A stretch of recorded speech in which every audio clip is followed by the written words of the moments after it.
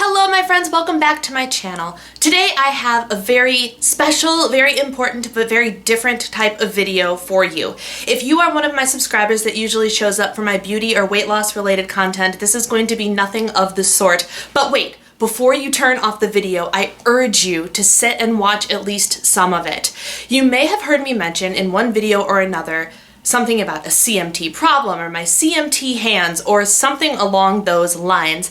And I always say, but that's a story for a different day, blah, blah, blah, blah, blah, without really going in depth about what CMT is. Well, today I am going in depth about my disease, my story, what CMT actually is, and the everyday struggles that people have to live with CMT. September is CMT Awareness Month, so it's been on my heart to do this video for several months now, but I really wanted to wait and put it out there into the world during CMT Awareness Month. So that's what this video is going to be. I don't know how it's going to turn out. You guys know I really like to talk. I don't know how long this is going to be, but I highly urge you, whether you clicked over because you're one of my subscribers or you clicked over because you are a CMT patient or you were just curious, I urge you to sit and watch and learn just a little bit and become more aware of this disease. So grab a cup of coffee, sit back, relax. Here we go.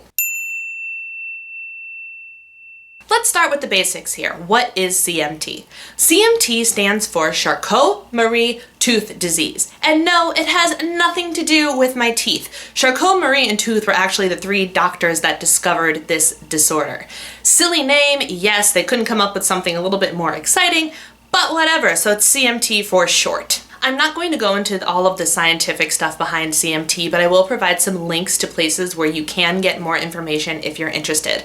CMT affects the nerves in our body, and while there are a bunch of different types of CMT, and I don't know very much about all of them, generally speaking, they affect our peripheral nerves, which means our arms, our hands, our legs, and our feet. Even though it affects the nerves, the muscles are what end up getting affected as well. So some of the symptoms and early symptoms you might notice is loss of sensation and muscle weakness. Generally speaking, this disease progresses as you get older, and you don't necessarily even notice that anything is wrong until puberty, and then you might start to get a little bit clumsy, notice a little bit of drop foot, or notice your fingers fumbling with things. And I make that note because my story is completely different from what the norm is. But this sort of disease has no real norm because everybody's body reacts a little bit differently and everybody's story is a bit different. While we have a lot in common, we all have unique stories as well. I can't speak for others, so if you are watching this and you are a CMT patient and you wouldn't mind sharing, comment below and let us know a little bit about your story, how it differs from mine, how it's the same from mine, and we can start a whole conversation. Alright, so let's talk a little bit about my story. I don't have all the details memorized because the person that would know my story the best is actually my mother, but I'm going to tell it the best that I can. I was born on November 14th, 1986. Yes, if you did the math, you will know that in a couple of months I turn 30. I weighed a whopping 10 pounds, 8 ounces, and my parents noticed rather quickly that I wasn't moving much, if at all. And at first they attributed that to, well, she's a fat baby, so maybe she's just a lazy slug child. And then we would do things like tummy time, and you moms know that you leave your kid on their stomach, and it's to help them strengthen their neck and all that jazz. I don't know the details, I'm not a parent, but tummy time is an essential thing. And apparently my mom would set me down and I would do nothing but scream. And scream and scream because it was all that I could do. I could not move a muscle in my body. And my mom would go take a shower, leave me because, it's hard for moms to sit there and watch their kids scream. They're torturing them. They feel like they're torturing them. And that's all I would do. So they knew something was wrong, so they decided to take me to this pediatric neurologist. And this doctor was apparently not a very good doctor at all. But anyway, they took a muscle biopsy of my little bitty body, and I have the scar on my calf to prove that it happened. And the doctor came in with the results, and I guess he apparently walked in, looked at my mom and said, "Your kid has spinal muscular atrophy and will be dead before she turns 2, and walked out of the room. Talk about a lack of bedside manner, huh? I was actually a complicated conception, I guess. So they worked pretty hard to get me, and then they found out that I'm basically broken and gonna die. Thank Jesus that this doctor was wrong. Seriously. But at the time, they did not know because I was in such a rare form of not being able to move that there was no reason they shouldn't have thought that I had this much more severe disease. So my parents decided to do whatever they could for me, and I ended up in physical therapy 3 days a week, and they would do 4 times a day passive motion workouts with me, which meant I actually did nothing. I laid there, and they would move my legs and move my arms in an effort to at least get the muscles moving, because I was literally doing nothing, and except moving my eyes. That I could do. And apparently I could scream, which explains why I'm a singer, right? When I was about 6 months old, they decided to take me to Children's to see if there was anything else that they could do for me. And in the meantime, they discovered that I guess that you could like wedge pillows around me and I could sit up. It was very, very assisted, but once I was assisted, I could sit up on my own. And my mom sat there and was like, a child with spinal muscular atrophy should not be able to do this. Or maybe that was my doctor. Either way, some red flag went up that went, this girl shouldn't be able to do this. When I was 9 months old, I got transferred to this thing that I think my grandfather built for me called a standing A-frame. And it was this wooden thing that you could literally like stick your child in and strap her in so I'd be standing, but I would be supported by these pieces of wood, and they had a handle and you could literally pick me up and move me into different rooms. So I couldn't stand on my own, but I could be held in this position, which again, doing these passive things at least activated things a little bit. And my parents would carry me around. I was the ideal little child because I couldn't get in any trouble because I couldn't do anything. When I was a year old, I got the second muscle biopsy in my quadricep, and apparently the results came back and the denervation that should have happened with SMA did not happen. So we're like, well, we don't know what she has, but it's not SMA. Meanwhile, at physical therapy, things got a lot more interesting, and I was known as the queen of substitution even at a year old because they would do things like dangle a toy or something in front of me to entice me to move. But I learned how to use things like my shoulders to do things that my triceps would do. And I would learn how to manipulate my body to get it to do what I wanted it to do, even if I couldn't use the muscles I was supposed to use. So that happened. Fast forward some amount of time, and there was more testing and more blood tests and all these things to try and figure out what I have. And when I was 18 months old, my father actually went to a podiatrist to get inserts for his feet because his feet were starting to be a little bit wonky and he just wanted a little something for his feet to go in his shoes. And this guy took one look at him and said, "Do you have any neurological problems in your family?" And he goes, "Well, yeah, we actually have this 18-month-old daughter that we don't know what the heck is wrong with her." And he's like, "Go get tested for CMT." And my dad went and got tested for CMT. And guess what? He had it, which means we figured out what I had and what was wrong with me. But it's not the way it's supposed to be presented. Like I said earlier, the progression of the disease, you start completely normal until you're about a teenager, and that's when things start to progress. And I was the slug child, so they're like, CMT, really? This just doesn't match up. My dad went and got an EMG. The diagnosis was confirmed, and the doctor sat there and like, this is the worst presentation of CMT we have ever seen in an infant. So there's that. When I do things real good, guys. Gradually over time and over a lot of physical therapy and some bracing and walkers and all that stuff, I eventually learned to walk. I was 3 when I learned to walk, and I had braces that went up to my knees and a little like old lady walker, but like a little one for a little toddler. And I was able to walk. And with the physical therapy and everything, I gradually started to get a little bit stronger and able to move and such on my own. It was a long process. It was a tedious process, but it happened. And then we're going to just fast forward through life. And 12 years of physical and occupational therapy. That's what I went through for the first 12 years of my life. And I had braces the whole time. I had to wear big clunky gym shoes because of the braces and all that jazz. Thankfully, throughout my life, I had a lot of friends in school who were very welcoming, with open arms, very loving, very willing to take care of me when I was at school. They would help me do things like put my chair up at the end of the day. I had great teachers who were very helpful. My PE teachers were very, very gracious with me. And overall, the schooling experience was not terrifying as it probably could have been for me because of the things that I couldn't do. I was still a very weak person. I couldn't wear jeans. I couldn't move in jeans. Like, that's how weak I was. I had to wear leggings and stuff and have my braces, and it was just, I was a hot mess. I'm still a hot mess, but I really was a hot mess. However, at one point I found through the Muscular Dystrophy Association, because while CMT is not a form of muscular dystrophy, it is under that umbrella of diseases that are treated by the Muscular Dystrophy Association. I started going to MDA camp, and I met a lot of other people who had disabilities worse than me, on par with me, better than me. It didn't matter. It was all different forms of muscular dystrophy, but we were all together and we all had something in common. One year while I was at camp, I lost one of my braces right before I was going to start the school year, and I was going into junior high school. And I looked at my mom, I was like, Mom, I don't want my braces anymore. I just, let me try to do life without them. And we went to the doctor, and the doctor was like, all right, if you can come back in 6 months and tell me reasons why I should keep you out of your braces, we will keep you out of your braces. So, okay. And so I go to school.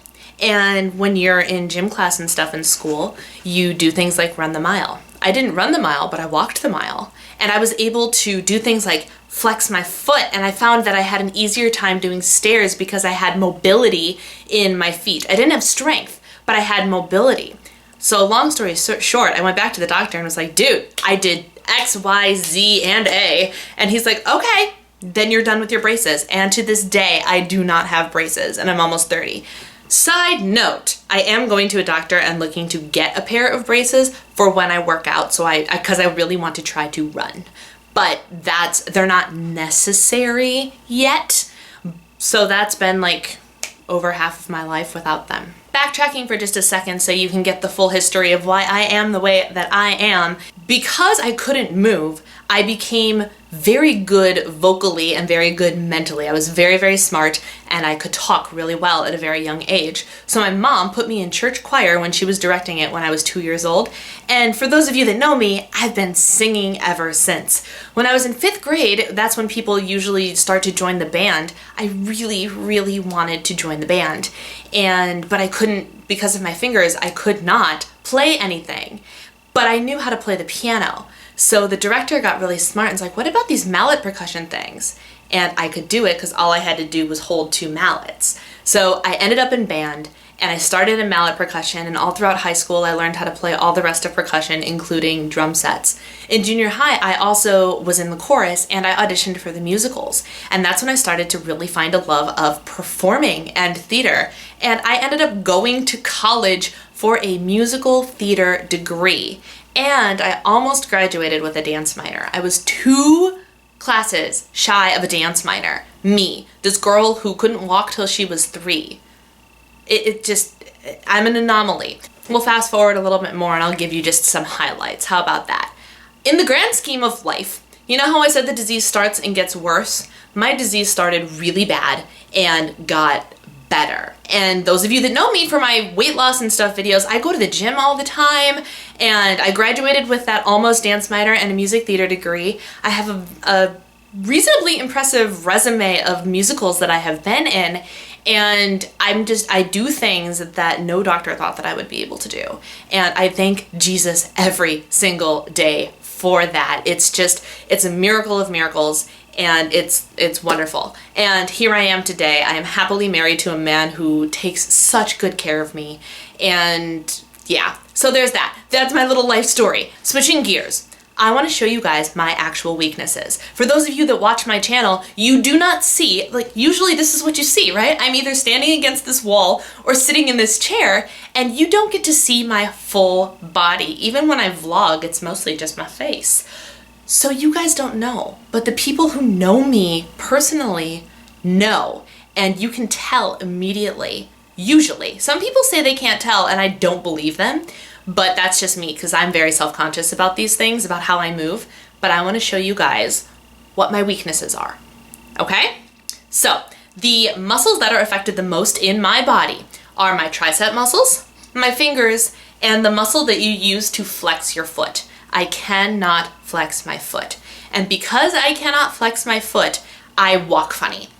I have to pick my foot up higher than normal, and I mean, some people say they don't really notice, but there are some people I can tell that really do notice. And it's taken me years to get comfortable with knowing that I look different and knowing that people are looking at me and going, what is wrong with that girl? And I don't care anymore.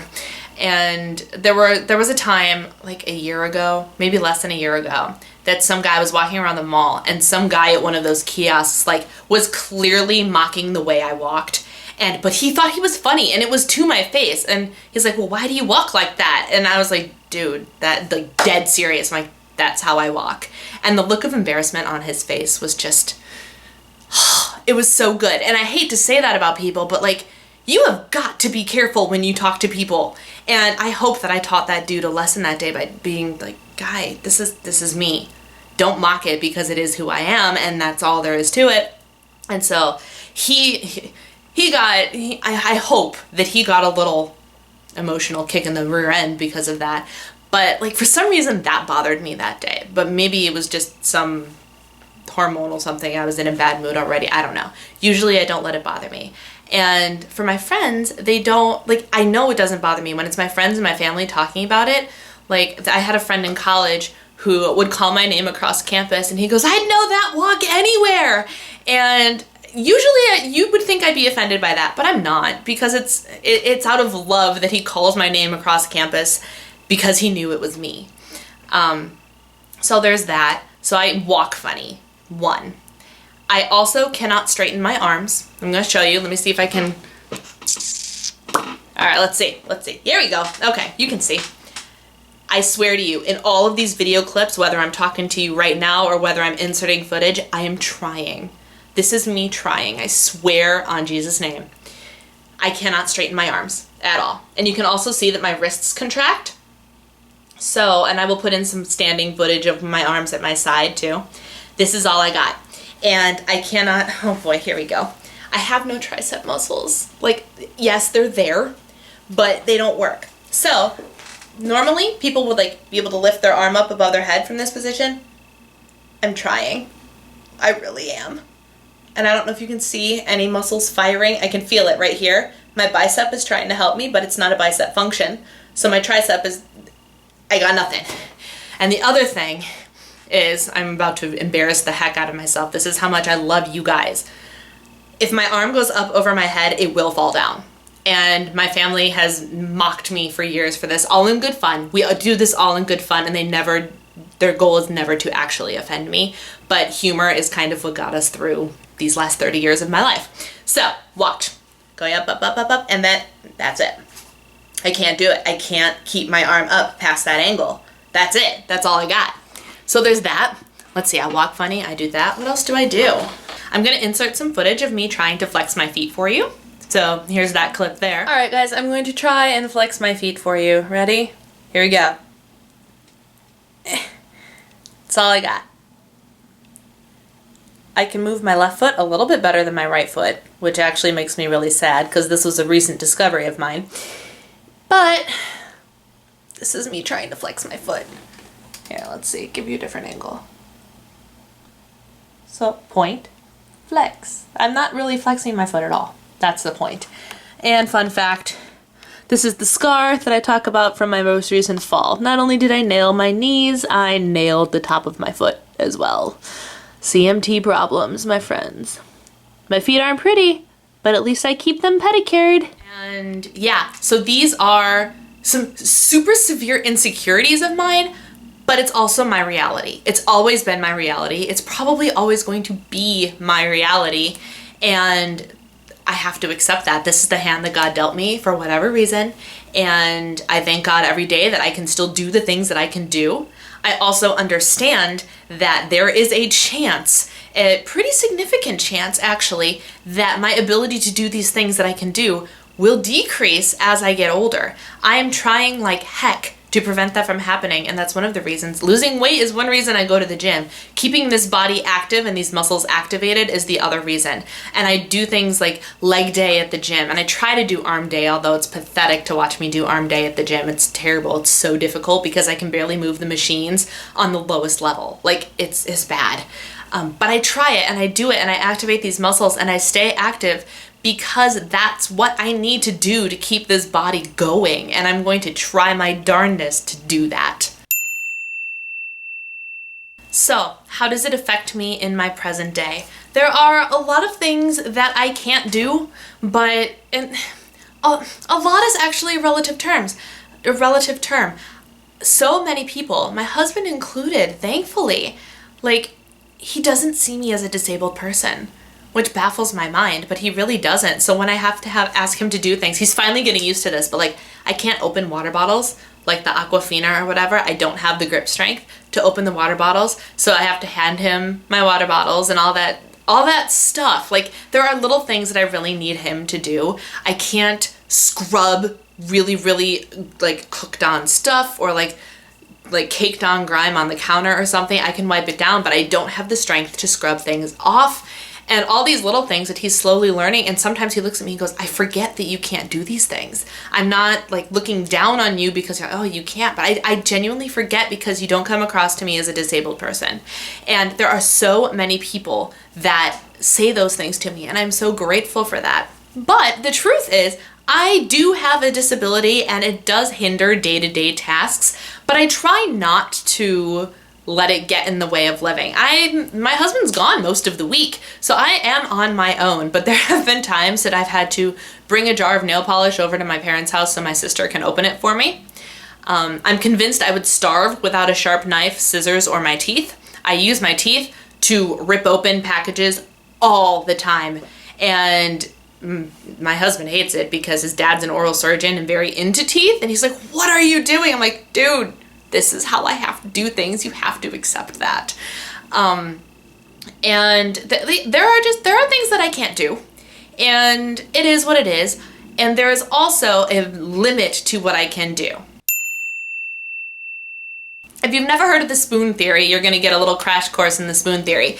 And the person who wrote this blog post on the spoon theory actually has a different disability. They have lupus, and I don't know anything about it, but the spoon theory definitely applies to CMT as well. So for a perfectly healthy person, this is how we lay it out. Let's pretend that in a day you have 12 spoons, okay?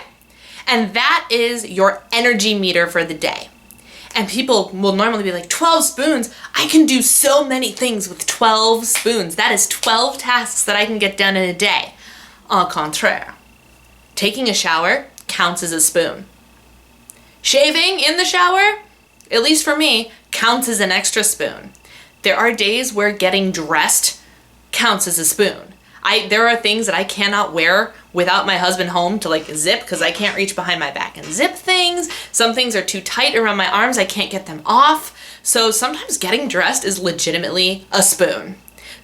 Cooking breakfast, if I cook like a real good breakfast that involves getting pans out and cleaning things afterwards and cutting up vegetables, that's a spoon. I've used 4 spoons before 9 a.m. and I only have 8 left. That's a quarter of my spoons. No, that's a third of my spoons. A third of my spoons gone before 9 a.m. only because I wanted to get ready. So that's the idea behind spoon theory. Grocery shopping usually costs me at least 3 spoons. Yesterday it cost me closer to 4. Yeah, so that's the spoon theory. So I need you to understand that I can do a lot of the things that you can do, but it costs me a lot more to do it. And I'm saying it from my perspective because I don't know other people's experiences, but I can tell you what I know about me. So that's the spoon theory. That's what affects me on a day-to-day basis. But generally speaking, I can pretty much do what everybody else does. I don't play sports. I don't do a lot of like physical fitness classes. My workout is the weight machines, some ab stuff on a mat, stretching, and the elliptical because I can't run. I will trip over my feet if I run. And yeah, but I've learned to live with it. And generally speaking, it doesn't even bother me anymore. It's just been my life and it's what I understand things to be. I'm generally a very bubbly, upbeat, positive person.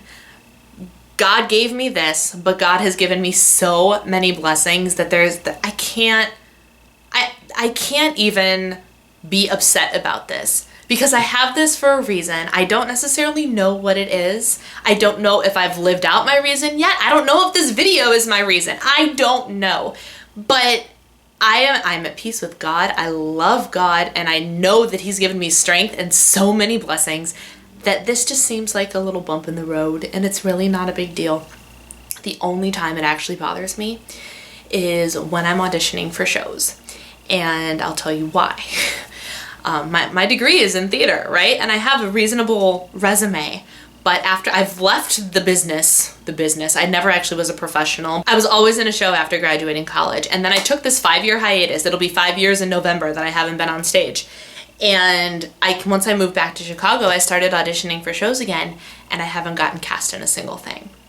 And I am 85% sure it is because of my physicality and my lack of ability to do things like raise my arms up over my head and straighten my arms to give an ensemble that uniform look that keeps me from getting cast in shows. I mean, it's always been a thing. I managed to find directors that were forgiving and willing to take a chance on me because of my voice and because of how well I worked and all of these other things. But it is becoming very apparent to me in the year of 2016 that auditioning has gotten a lot harder and a lot more competitive, and I am at a severe disadvantage.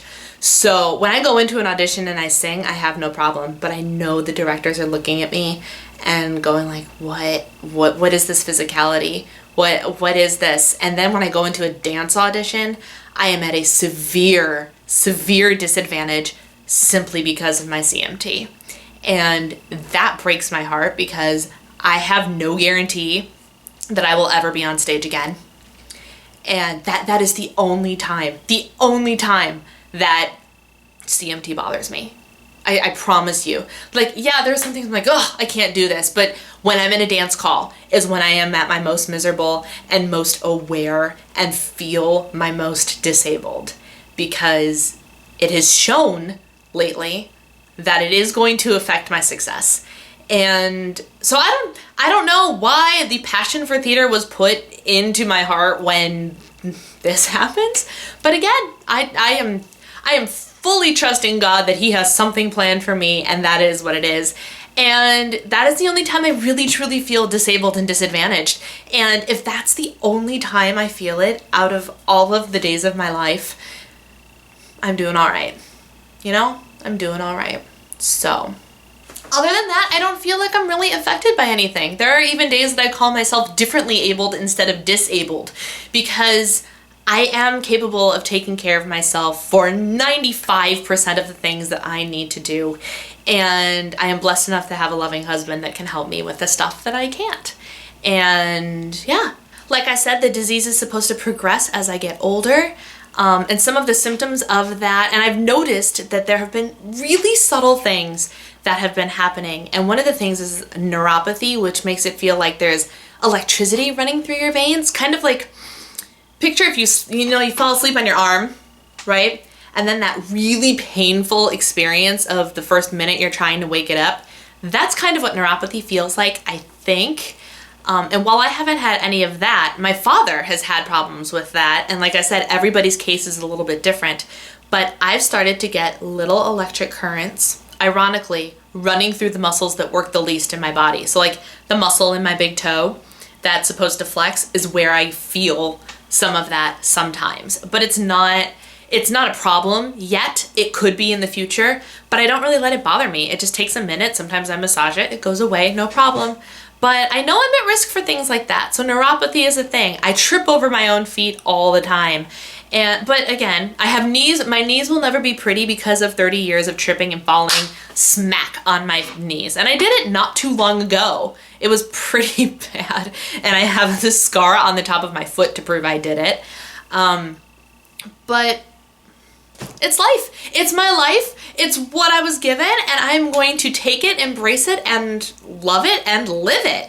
and that is what it is. So that's my story, and I'm sticking to it. If you have any questions about anything, go ahead and let me know in the comments below. I will have a couple of links to some resources for you if you are really interested in learning a little bit more about CMT. I will also have a link to one of my blog posts. I'll actually post it right up there if it'll let me, called You Know You Have CMT When. And it's actually something I compiled with a Facebook group that I was in. We just kind of did this as a joke one day. I said, you know you have CMT when? And we all started putting answers, and I'm reading it and I'm like, this is freaking hilarious. People who don't have this disease would think it's the saddest thing ever. People with the disease were like, yeah, that's my life. And we were laughing hysterically about it. So I compiled them all into a blog post. And if you want to know a little bit more about the day-to-day of CMT, go and read that blog post. And yeah, I hope you guys enjoyed this video. If you feel compelled to share it, it is CMT Awareness Month. And now that you are made aware of CMT, I want you to go spread the news, if you will, and make other people aware as well. Thank you guys so much for watching. If you made it to the end of this video, gold star for you, seriously.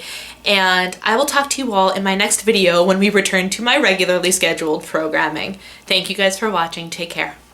Bye.